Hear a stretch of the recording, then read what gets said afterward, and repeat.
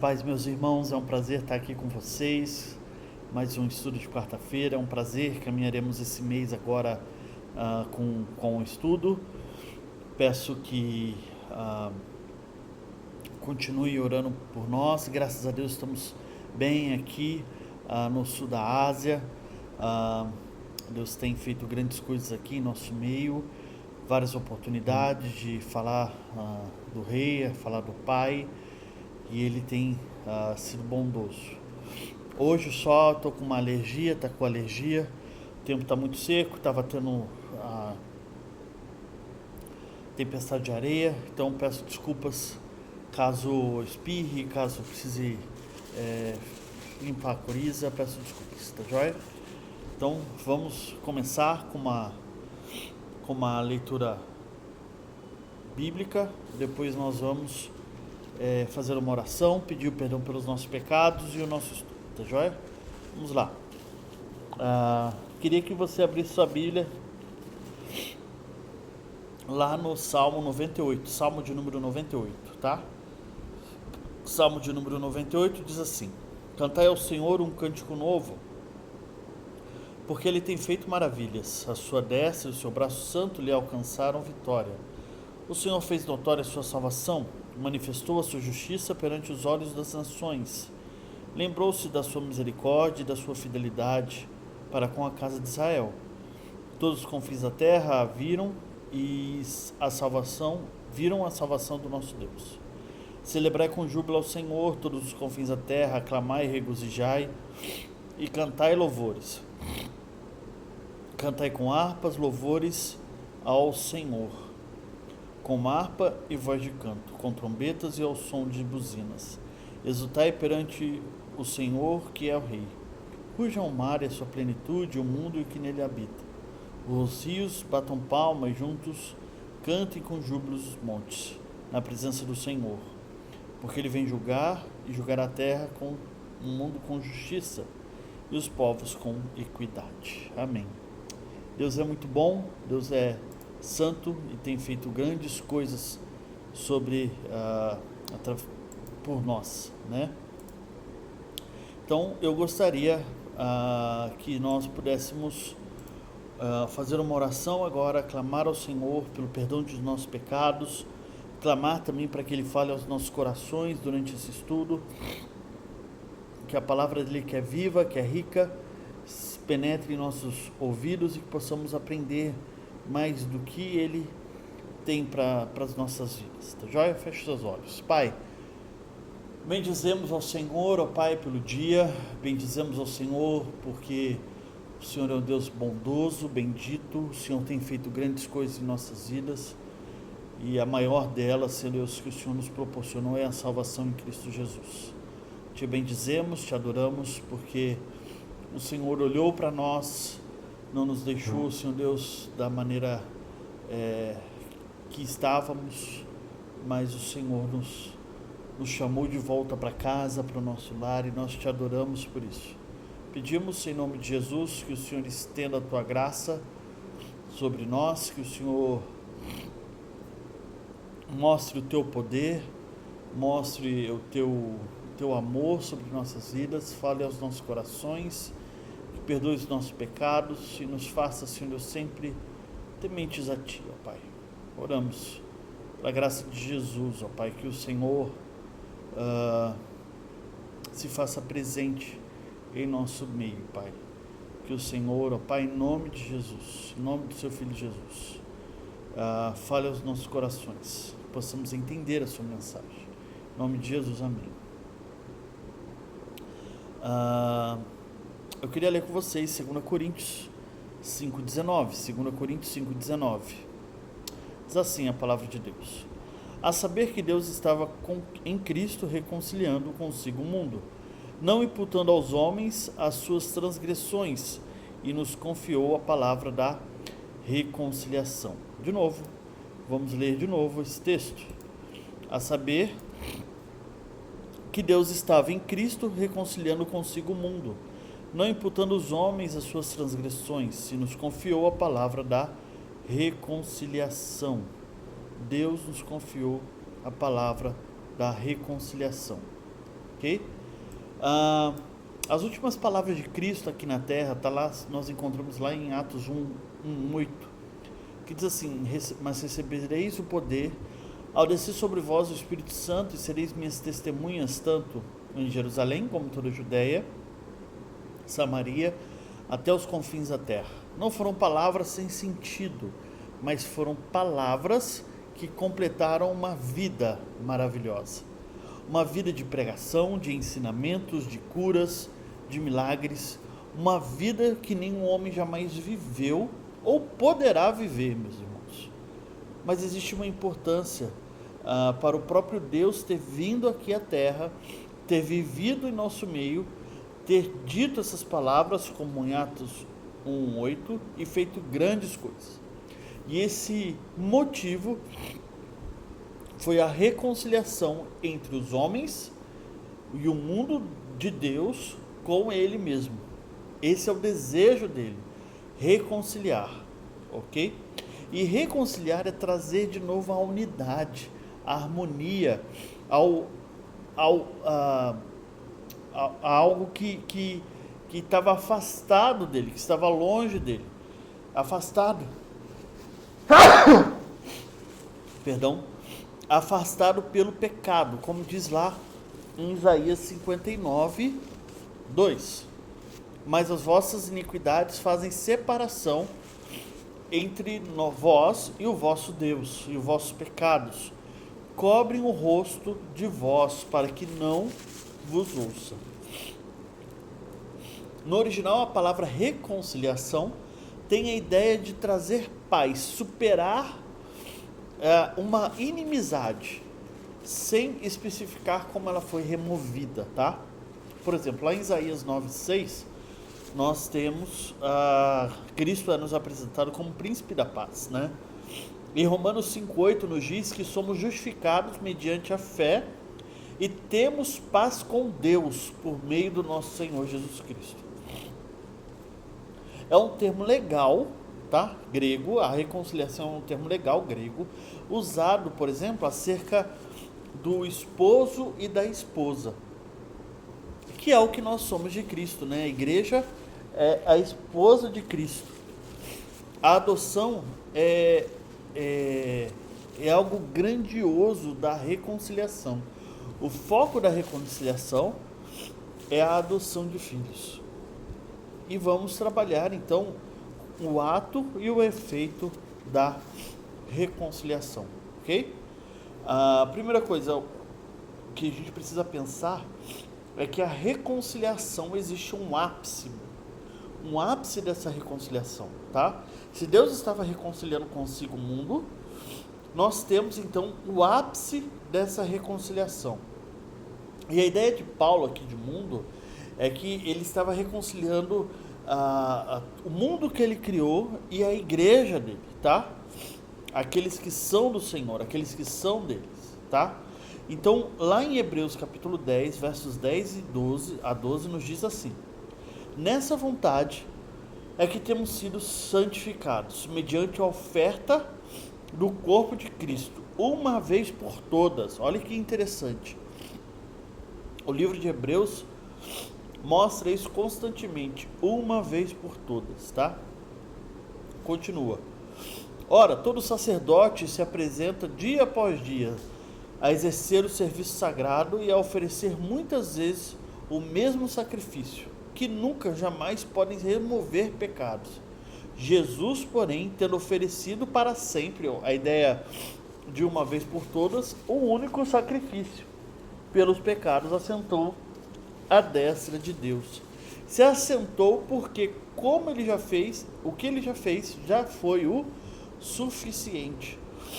O que Cristo fez foi o suficiente. Não é necessário fazer mais nada. Por isso que ele diz, as suas últimas palavras na cruz está consumado. Está consumado. Não é necessário fazer mais nada, meus irmãos. Não é necessário fazer mais nada. Deus fez tudo isso para reconciliar a nós com Ele. E Ele não fez isso por causa de nós, tá? Ele não falou, poxa, fulano é tão bonito, tão esperto, tão jeitoso, quero trazer ele para perto de mim, então vou mandar Jesus. Não, ele fez isso por causa da sua própria glória. A palavra é mais profunda no texto de 2 Coríntios, que é o nosso texto.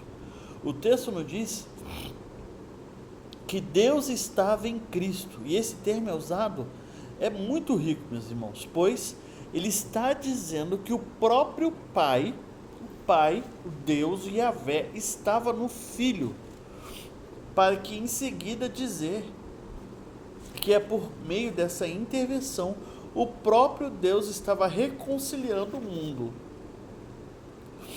Então aí, meus irmãos, podemos entender lá o que João 10,38 nos diz.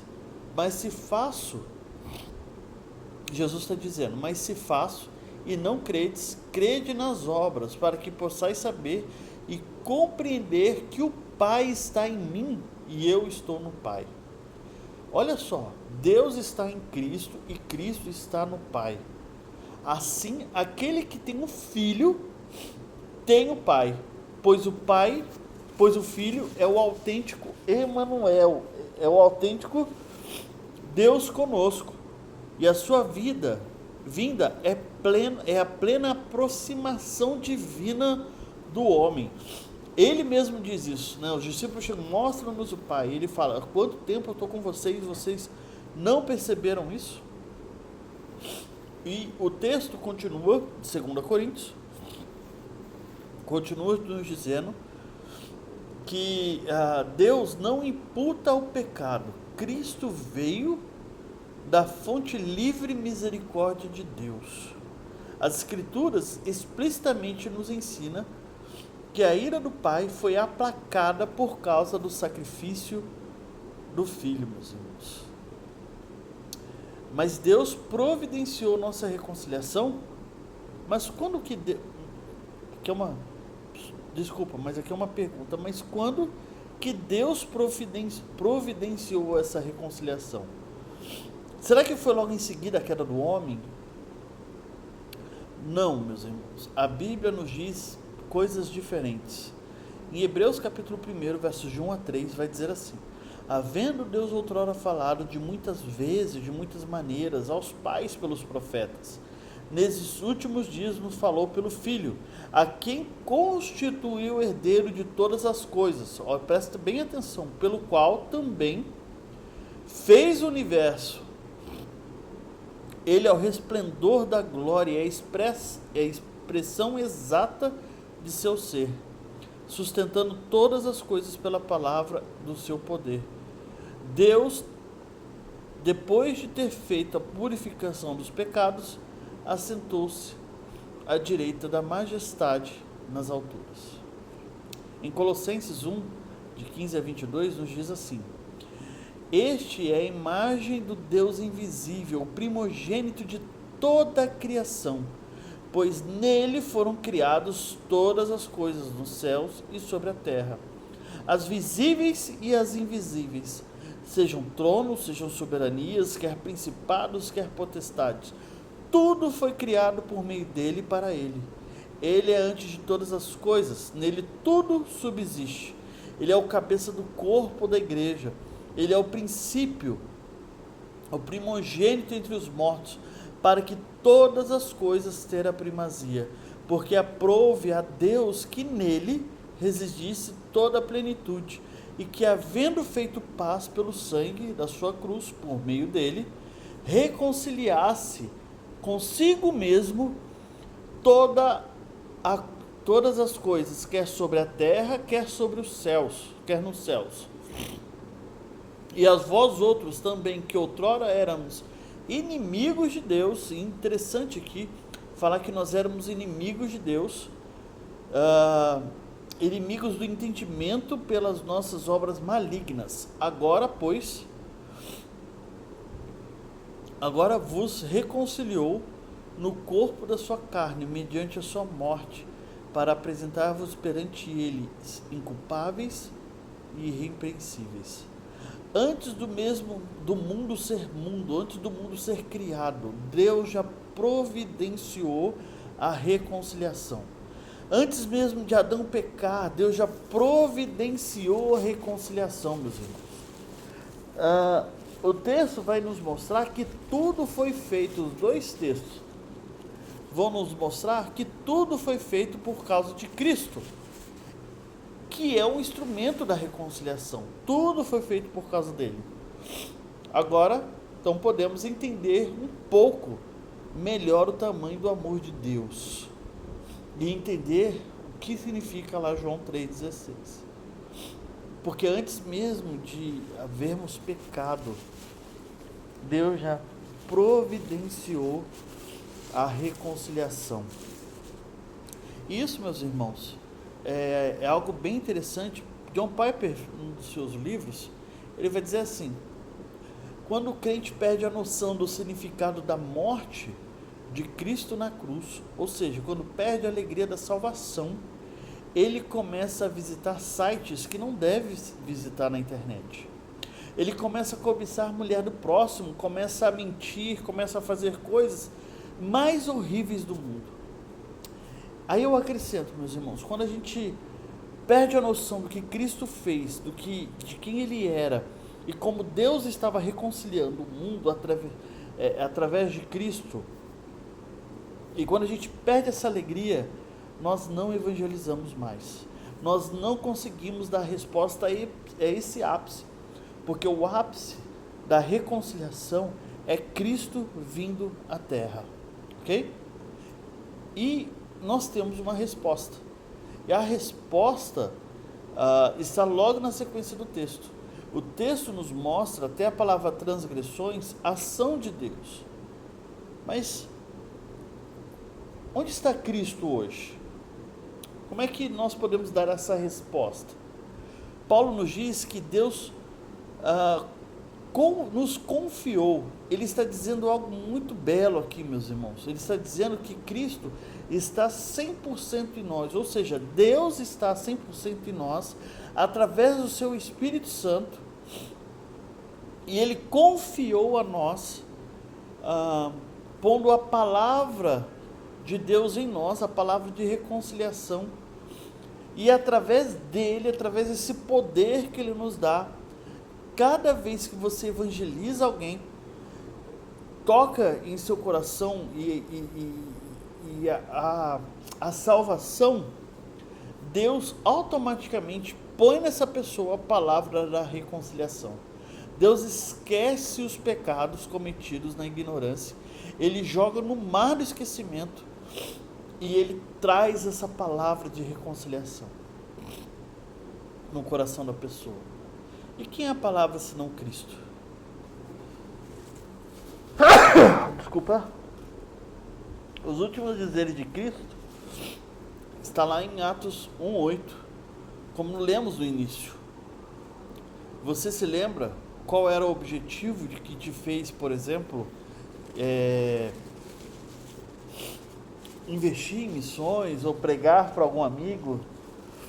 Ou por que você fez um curso? Por que você está na igreja?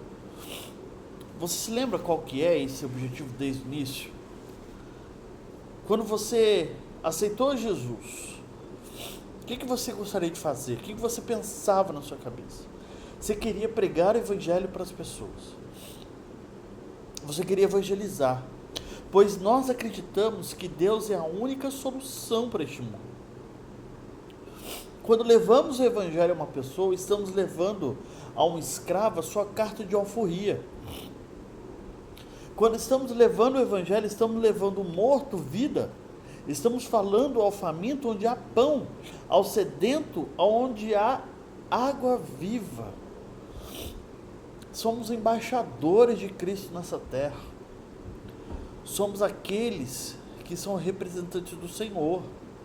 Charles Spurgeon, numa das suas frases para os seus alunos, diz assim: se a rainha da Inglaterra te convidar para ser embaixadores em qualquer lugar do mundo, não vos rebaixeis do posto, deixando de ser embaixadores dos reis. Nós somos embaixadores dos reis. Não devemos deixar de proclamar o evangelho da reconciliação, o que traz reconciliação ao mundo, o que traz perdão ao mundo. Nós não devemos deixar de pregar esse evangelho. Por isso que estou aqui, por isso que você está aí, por isso que a igreja está no mundo, para ser sal e luz, pregar o evangelho. Que o Senhor nos capacite a isso, meus irmãos. Vamos orar? Deus Santo, obrigado por mais um dia que o Senhor nos deu. Obrigado por essa palavra, por esse estudo.